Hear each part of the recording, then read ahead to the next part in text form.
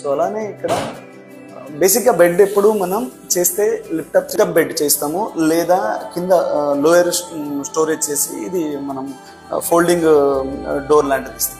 So ఇక్కడ మనం కొంచెం డిఫరెంట్గా థింక్ చేసి సార్కి ఎప్పుడన్నా పిల్లలు వచ్చి పడుకున్నప్పుడు, చిన్న చిన్న పిల్లలు ఉన్నారు, సో వాళ్ళు వచ్చి ఇక్కడ పడుకున్నప్పుడు కొంచెం బెడ్ ఎక్స్టెండ్ కావాలి. ఎక్స్టెండ్ అయినప్పుడు ఈ బెడ్ సేమ్ పొజిషన్లో ఉండాలి, అలా సేమ్ టైం ఎక్స్టెండ్ అవ్వాలి. సో అందువల్ల మేము చేసింది సిఎస్ఆర్ ఇంటీరియర్ డిజైన్ థింక్ చేసింది ఏంటంటే ఇక్కడ మనం లిఫ్ట్ అప్ ఇచ్చి దీని కింద స్టోరేజ్ అనేది ఇవ్వటం జరిగింది. ఇక్కడ స్టోరేజ్ ఇష్యూ అనేది క్లియర్ అయిపోయింది. ఇప్పుడు సార్ చెప్పిన పాయింట్ ఏంటంటే ఇంకొకటి, పిల్లలు వచ్చి పడుకున్నప్పుడు ఈ బెడ్ ఎక్స్టెండ్ కావాలి. సో అప్పుడు మనం ఈ బెడ్ మనం ఇంతవరకు దీన్ని ఎక్స్టెండ్ చేసుకోవచ్చు.